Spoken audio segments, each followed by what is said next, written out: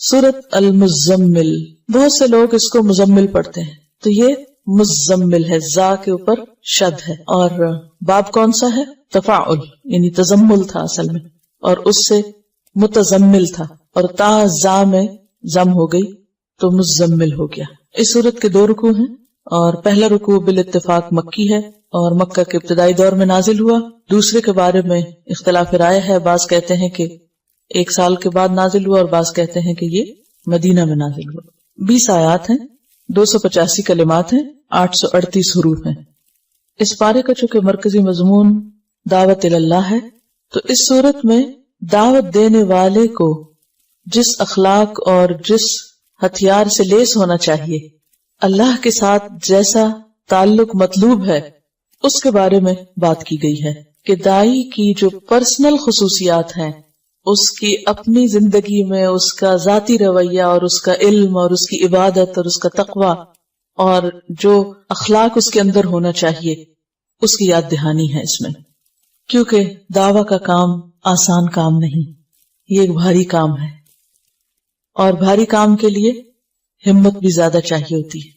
جنوں کے اندر شاید ہم سے زیادہ طاقت ہے، اس لیے انہوں نے پہلی دفعہ ہی سن کر بھرپور کام شروع کر دیا، اور غلط خیالات پر بھی بھرپور تنقید، اور بھرپور طریقے سے میسج کنوے کر کے توحید کی بھرپور دعوت۔ اسی طرح انسان خواہ جسمانی طور پر کمزور ہی کیوں نہ ہو، لیکن اگر اس کا ایمان مضبوط ہے، وہ اندر سے مضبوط ہے، اس کا اللہ سے تعلق مضبوط ہے، تو پھر وہ بڑے بڑے جنوں سے نمٹنا جانتا ہے، جیسا کہ اس میں فرعون کا ذکر آئے گا، اور بالکل ابتدائی دور کی صورتوں میں سے ہے سورۃ المزمل۔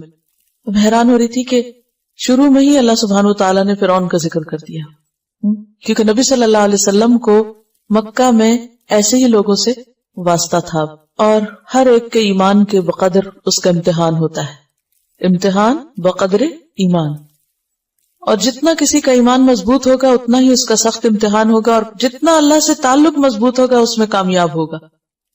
اور اس کامیابی کے لیے بے حد ضروری ہے کہ انسان کے اندر مضبوطی ہو، اور وہ مضبوطی آ نہیں سکتی جب تک انسان قرآن سے گہرا تعلق نہ رکھتا ہو، اور خاص طور پر رات کی نماز میں قرآن کی قرات کے ساتھ قیام کی عادت نہ ہو۔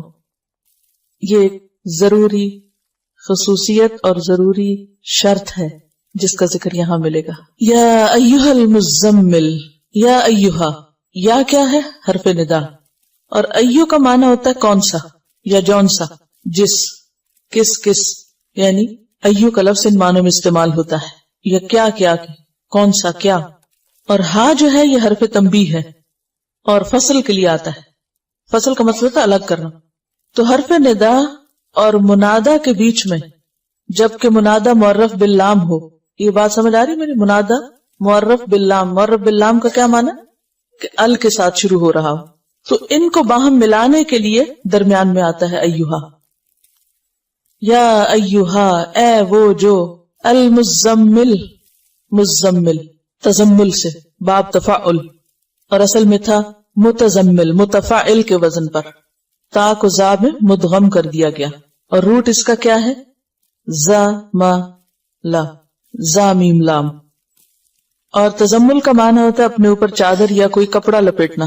خطاب ہے نبی صلی اللہ علیہ وسلم سے، یا ایھا المزمل، اے کپڑے میں لپٹنے والے، اے چادر یا کمبل لپیٹنے والے۔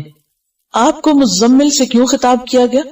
اس کی ایک وجہ تو یہ بیان کی جاتی ہے کہ نبی صلی اللہ علیہ وسلم نے جب پہلی مرتبہ جبریل علیہ السلام کو دیکھا تو آپ کے اوپر ایک بہت دہشت تھی اور خوف تھا اور لرزہ طاری تھا۔ آپ گھر پہ تشریف لائے اور حضرت خدیجہ سے کہا، زملونی زملونی، مجھے کمبل اڑھا دو، کمبل اڑھا دو، یعنی ایک طرح سے پروٹیکشن کے لیے اور اپنے آپ کو سمیٹنے کے لیے۔ اور یہ تو چونکہ نقطہ آغاز تھا، اس کے بعد ابھی مزید آپ پر ذمہ داری ڈالی جانا تھی، لہذا آئندہ جب آپ کو پکارا گیا تو اس نام سے پکارا گیا، اے کپڑا لپیٹنے والے۔ اور عربوں میں دستور یہ ہوتا ہے کہ جب کسی کو خطاب کیا جاتا ہے تو اس کے حال کا ذکر کر کے اس کو بلایا جاتا ہے، اور یہ ایک محبت کا انداز ہوتا ہے۔ مثلا اس کی بہت سی مثالیں آپ کو ملے گی۔ ایک مرتبہ حضرت علی رضی اللہ تعالیٰ عنہ حضرت فاطمہ سے کچھ رنجیدہ ہو گئے، کچھ ناراضگی ہو گئی، تو گھر چھوڑ کے مسجد میں چلے گئے اور مسجد کے فرش پر لیٹے ہوئے تھے، تو آپ کے جسم کے اوپر مٹی لگ گئی. نبی صلی اللہ علیہ وسلم حضرت علی کو تلاش کر رہے تھے اور کرتے کرتے جب مسجد میں گئے تو کہا یا ابا تراب، اے مٹی والے، یعنی یا مٹی میں لپٹے ہوئے یا لتڑے ہوئے اٹھو تم. اسی طرح حضرت ابو ہریرہ جو تھے ان کو بلیوں سے بہت پیار تھا تو ان کا نام ابو ہریرہ رکھ دیا گیا. اسی طرح کچھ اور بھی آپ کو ایسے نام ملیں گے یا کنیتیں ملیں گی کہ جو انسان کے حال کو یا اس کے شوق کو یا اس کے کام کو واضح کرتی ہیں. تو نبی صلی اللہ علیہ وسلم نے چونکہ پہلی وحی کے بعد کپڑا اوڑھ لیا تو وہ ایک اتنا پیار بھرا انداز تھا کہ اللہ سبحانہ وتعالیٰ نے اس کو یاد کرایا اور فرمایا یا ایھا المزمل، اے کپڑا لپیٹنے والے. اب کپڑا لپیٹنے کا وقت نہیں، اب کیا ہے؟ اب تو کام کا وقت ہے.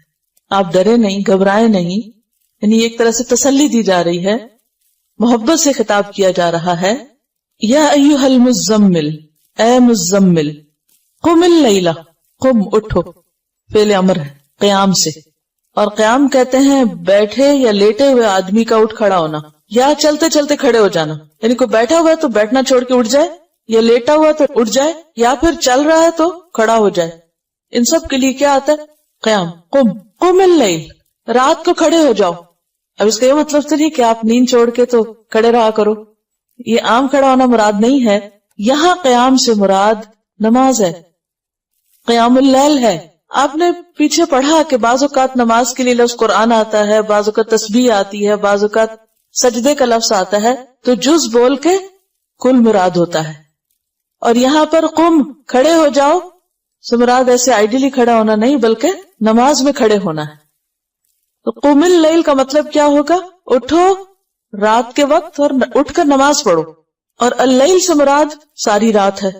لیکن اگلے حرف استثناء نے، حرف استثناء کون سا؟ اللہ نے واضح کر دیا کہ نہیں، پوری رات مراد نہیں ہے یہاں، بلکہ قلیلاً، تھوڑا، یعنی پوری سے کم، ساری نہیں. قم اللیل الا قلیلاً، رات کو قیام کرو یعنی نماز ادا کرو مگر تھوڑا.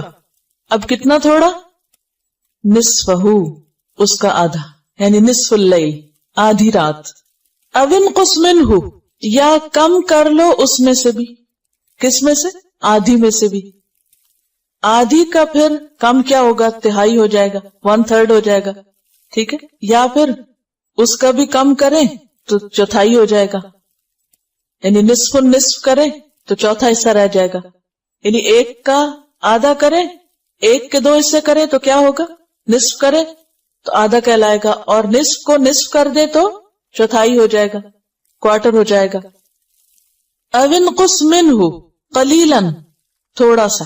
تو اس کا مطلب یہ ہے کہ بالکل آدھا نہیں کرنا بلکہ اس میں سے کچھ ہی کم کرنا ہے، یعنی تہائی رات. او زد علیہ، یا اس پر زیادہ کر لو، یعنی نصف پر. تو نصف یا آدھا جو ہے، ہاف جو ہے، وہ کیا ہے؟ سٹینڈرڈ. کبھی آدھے سے کم کر لو یا اس سے بھی تھوڑا کم، یا آدھے سے کچھ زیادہ بھی کر لو. تو ڈیپینڈ کرتا ہے کہ جیسے بھی حالات ہیں. اب اس دور میں گھڑیاں تو تھی نہیں، کوئی الارم کلاک نہیں تھے، موبائل نہیں تھے، کوئی اور